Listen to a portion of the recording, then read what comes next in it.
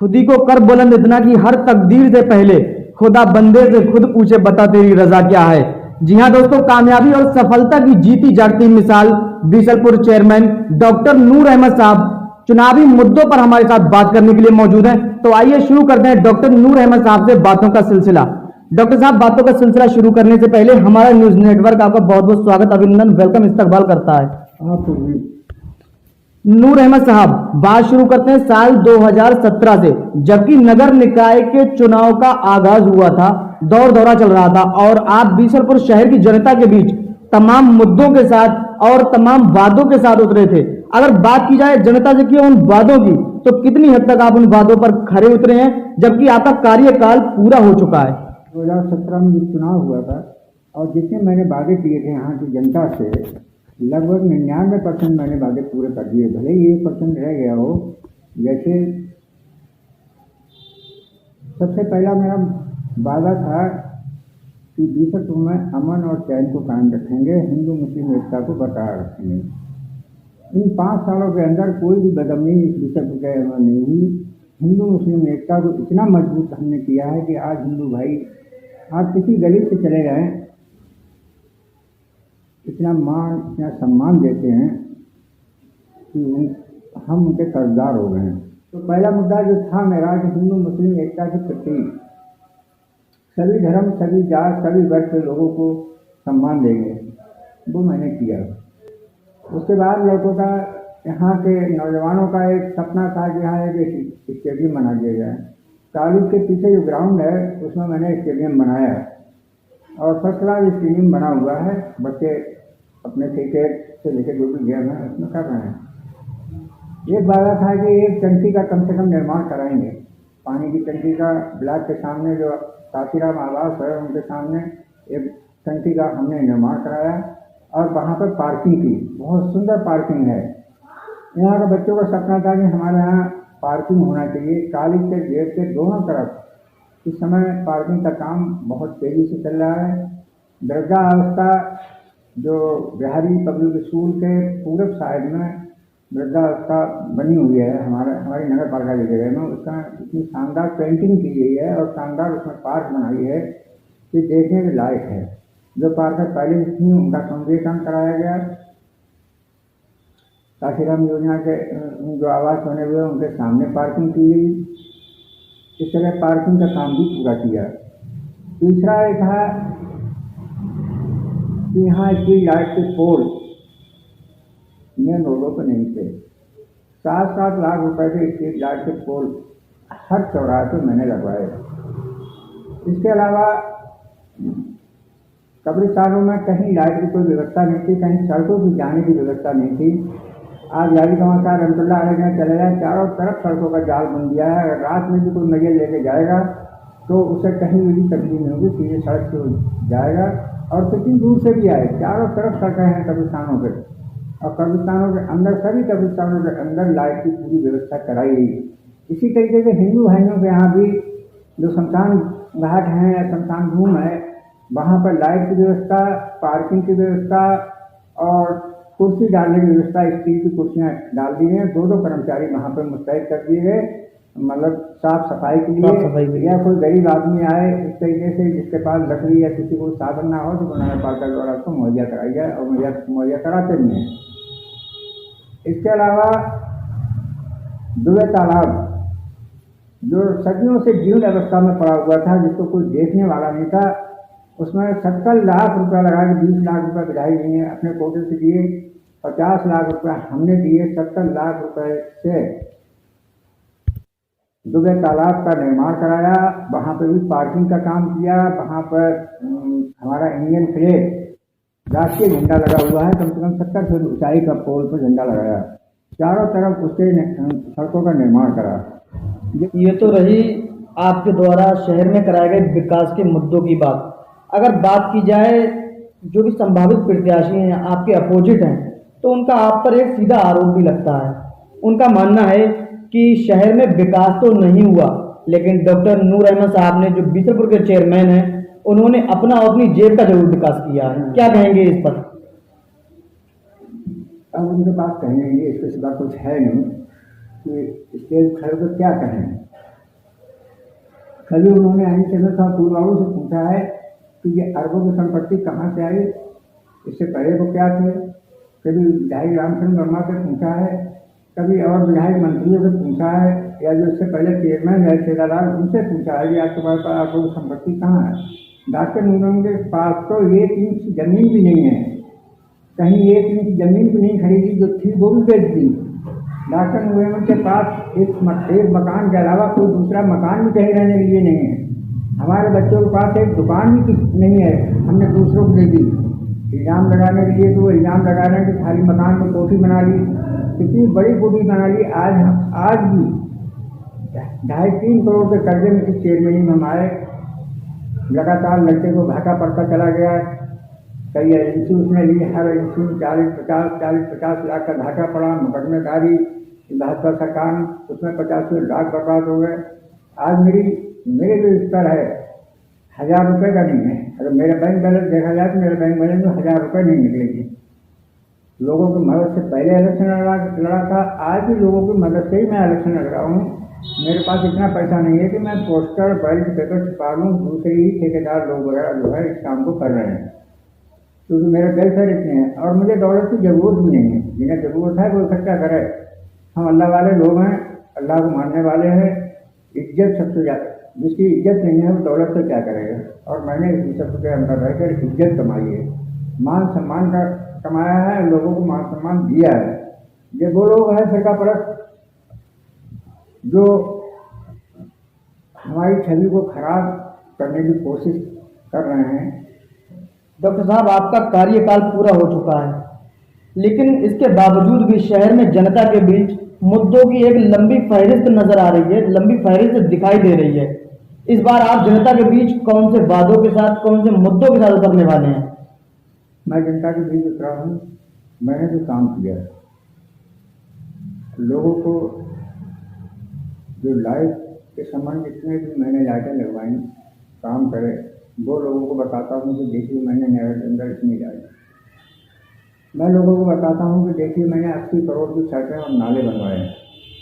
3 MRF centre जो पहले कभी नहीं थे, वार्ड नंबर 15 में, वार्ड नंबर 13 में, वार्ड नंबर 2 में 3 MRF सेंटर बने, जिसमें कूड़ा इकट्ठा होता है सुबह साइड का। पहले जगह जगह ढेर लगे रहते थे। आज नगर के अंदर कहीं भी तुम्हें एक कूड़े का ढेर नजर नहीं आएगा। 6 बजे से ड्यूटी रहती है DO की, जो लखनऊ से बाकायदा बात तक तो जुड़ी रहती है। सफाई की ऐसी व्यवस्था हुई है जो 85 साल से इतनी अच्छी व्यवस्था नहीं हुई, इतनी अच्छी व्यवस्था मेरे टाइम में 5 साल के अंदर हुई है। हर वर्ग का आदमी कहता है कि इतनी अच्छी सफाई व्यवस्था कभी नहीं हुई। दिन में जो सफाई व्यवस्था होती है दोनों टाइम में तो होती है, इसके अलावा रात में 8 बजे से सफाई व्यवस्था शुरू हो जाती है। रात के 8 बजे से 10 बजे तक बराबर हर रोड को क्लीन कर दिया जाता है। ऐसा काम कभी नहीं हुआ। आरोप लगाने के लिए तो कोई कुछ भी आरोप लगा दे, एक प्रजातंत्र है, किसी को आरोप को रोका तो हो जाएगा। हम इन्हीं मुद्दों के साथ नगर इलेक्शन में उतरे हैं कि जो आपने फरमाइशें पहले हमसे की थी वो हमने आपकी सभी पूरी की, सभी रोडों को हमने बनाया। अब आने वाले टाइम में जो बात काम बाकी रह गए हैं उनको हम करेंगे। और अमन चैन जो विषय के अंदर है और जगह कि भाजपा सरकार में कैसा है क्या है उससे हमें कोई लेना देना नहीं है। हम अपने नगर में अमन चैन चाहते हैं और वो हम कायम रखेंगे। 2017 में नगर निकाय के चुनाव में आप समाजवादी पार्टी की टिकट के साथ चुनाव में उतरे थे और जनता ने आपको सम्मान दिया, आप बीसलपुर के चेयरमैन चुने गए।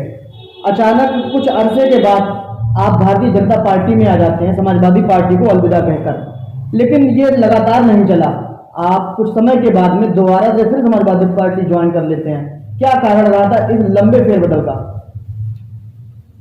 पिछले 1995 से 2000 के मैं चेयरमैन था तो मेरे ऊपर अनर्गल एक दुकानें जगह जमीन को लेकर रामचंद्र वर्मा जी ने विधायक हैं, उन्होंने मेरे ऊपर आरोप लगाए और उन्हीं आरोपों को पहले भी हाईकोर्ट में उन आरोपों को खारिज कर दिया था। मेरे खिलाफ स्वीकार नोटिस कई जारी हुए, उन्हीं आरोपों को फिर से रिपीट उन्होंने कर दिया। एक स्वीकार नोटिस आया, उसका जवाब दे दिया, फिर दोबारा फिर से शोकाज नोटिस आया, जो बेबुनियाद चीज़ें थी जिनसे कोई मतलब नहीं। जबकि नगर पालिका एक्ट में एक प्रावधान है धारा 82 में कि नगर पालिका चेयरमैन अगर नगर पालिका चेयरमैन के खिलाफ अगर कोई आरोप है तो वो 10 साल के अंदर अंदर उन आरोपों का निस्तारण कर दिया जाए। 10 साल बाद किसी चेयरमैन के खिलाफ कोई भी कार्रवाई नहीं होगी। लेकिन यहाँ तो 25 साल हो गए, फिर भी वो आरोप चल रहे हैं। तो उस समय जो आरोप लगे थे, मुझे हज जाना था और शोकाज नोटिस मेरा शासन में पड़ा हुआ था। तो मैंने वहाँ एक मंत्री से कहा कि मैं हज तो जा रहा हूँ 40 दिन के लिए, और एक शोकाज नोटिस में कहीं ऐसा ना हो कि मुझे बर्खास्त कर दिया जाए। तो मंत्री ने कहा कि तुम आधे घंटे के लिए भाजपा ज्वाइन कर लो, अब ये शो हो जाए कि हमने भाजपा ज्वाइन कर ली, तुम भाजपा चले जाओ, उसके बाद अपने जहाँ जाना हो वहाँ चले जाना। मैं आधे घंटे के लिए अपने साथियों के साथ मुझे पहुँचाने गए थे, मैं वहाँ हज तो जा रहा था। तो वहीं लखनऊ में भाजपा कार्यालय में खड़ा हो गया ज्वाइन करने के लिए। ना तो मैंने कोई रसीद कटाई, ना मैंने कोई नंबर लिया, सिर्फ एक अपने बचाव के लिए फॉर्मेलिटी करी थी और वो मेरा बचाव हो गया। मैं हद से आगे बात से समाजवादी हो गया। हालांकि आपने अभी बात की थी शहर में साफ सुथराई और स्ट्रीट लाइट्स की, लेकिन शहर में अभी भी कई रिहायशी इलाके ऐसे हैं जहां पर जनता गंदगी और स्ट्रीट लाइट जैसी समस्याओं से जूझ रही है। कि अभी नई बस्तियाँ जो बसी हुई हैं नगर के बाहर, नई बस्तियाँ बसी हैं, वो अभी नगर पालिका को उन्होंने अपने मकानों को हैंड ओवर भी नहीं करा, अपने नाम भी दर्ज नहीं कराए और प्लाटिंग करके बस्तियाँ बस गई। तो अब जब तक कि वो मकान दर्ज नहीं होते हैं नगर पालिका में, नगर पालिका के एरिया के अंदर नहीं आते हैं, तब तक हम क्या स्ट्रीट लाइट नहीं लगा सकते हैं। अब चूँकि अभी इलेक्शन आ रहा है और लोग अब नाम दर्ज करा रहे हैं, अपने नाम वोटर लिस्ट में लिखवा रहे हैं, उनके वोट भी नहीं बने हुए हैं।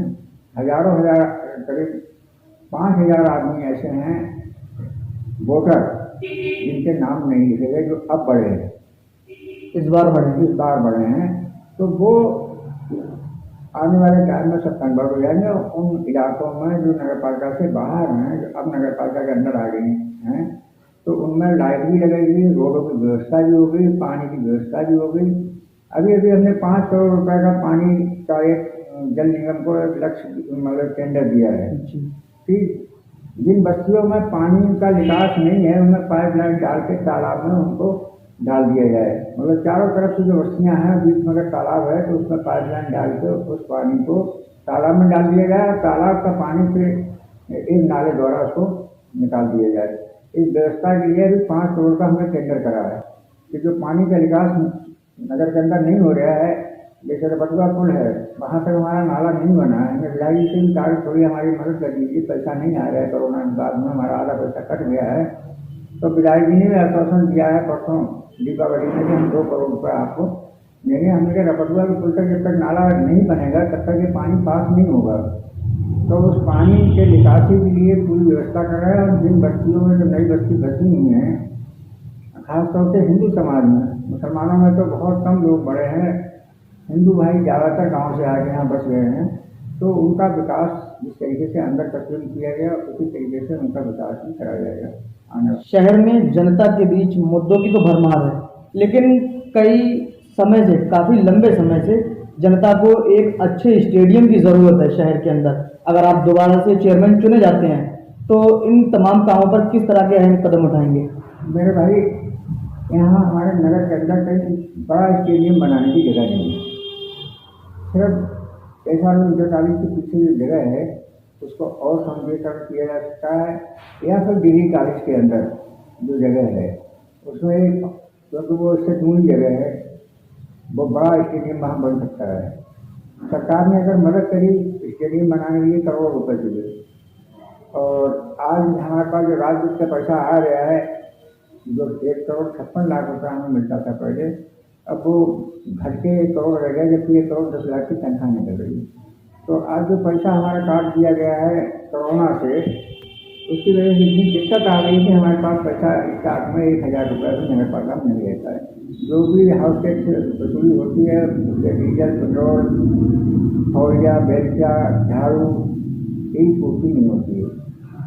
तो उम्मीद ये करते हैं कि न्याय जी से भी हमने कहा इसके लिए और शासन डेविड में भी हमने लिखा पढ़ी की है, एक स्टेडियम में एक टंकी की व्यवस्था और कर दी जाए, और हम पूरी भरपूर कोशिश करेंगे कि एक नया स्टेडियम डिग्री कॉलेज बना दिया जाए, क्योंकि उसके अलावा कहीं हमारे पास जगह नहीं है स्टेडियम बनाने की नगर पालिका।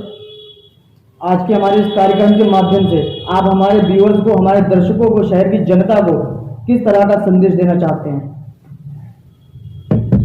हम इस कार्यक्रम के माध्यम से अपने नगर की जनता को इस दीपावली की शुभ अवसर पर सभी हिंदू भाइयों को दीपावली की शुभकामनाएं देना चाहते हैं, और माली से दुआ करते हैं कि हमारे नगर में अमन चैन बरकरार रहे और सब हिंदू मुस्लिम भाई एक दूसरे से मिलते रहें। दूसरी बात, ये इलेक्शन का दौर चल रहा है, अपने वोट का सही इस्तेमाल करें, जो तुम्हारे हर समय दुख दर्द में काम आए उसके साथ सहयोग करें और उसको जिताने की भरपूर कोशिश करें। जिस तरीके के मैंने रातों दिन पैदल चल के लोगों का प्यार जीता, लोगों का सहयोग करा, मैं उम्मीद करता हूं कि बीसलपुर की जनता आने वाले चुनाव में अपने वोट को खराब नहीं करेगी, और जिस तरीके से पहले बीसलपुर के हिंदू और मुसलमानों ने मेरा सहयोग करा है, मैं उम्मीद करता हूं कि आने वाले वक्त में जब चुनाव होगा तो मेरा सहयोग करेंगे। और मेरी गुजारिश भी है जनता से कि जिस तरीके से 5 साल तक किसी आदमी को किसी तरीके की कोई तकलीफ नहीं हुई, आने वाले टाइम में भी अगर आपने मान सम्मान दिया, आपने सहयोग दिया हमारी जनता ने हमें, तो किसी तरीके की कोई भी किसी वर्ग को, किसी जात के, किसी धर्म के लोग को, किसी मजहब के लोगों को कोई तकलीफ नहीं होने देंगे, और जितना विकास अभी किया है उससे कहीं ज़्यादा आने वाले टाइम में विकास करेंगे। और जो जो लोगों की फरमाइशें हैं, चाहे वो स्टेडियम हो, टंकी हो, इसके अलावा पानी की निकासी की व्यवस्था हो, वो 100 का 100% उस कार्य को हम करेंगे। और इसी के साथ मैं लोगों से अपील करता हूं कि आने वाले वक्त में आप मेरा सहयोग करें। जो प्यार आपने हमेशा से मुझे दिया है, ये प्यार हमें इस इलेक्शन में आप दें। हम आपके हमेशा रेडी रहेंगे, हम हमेशा आपके कर्जदार रहेंगे।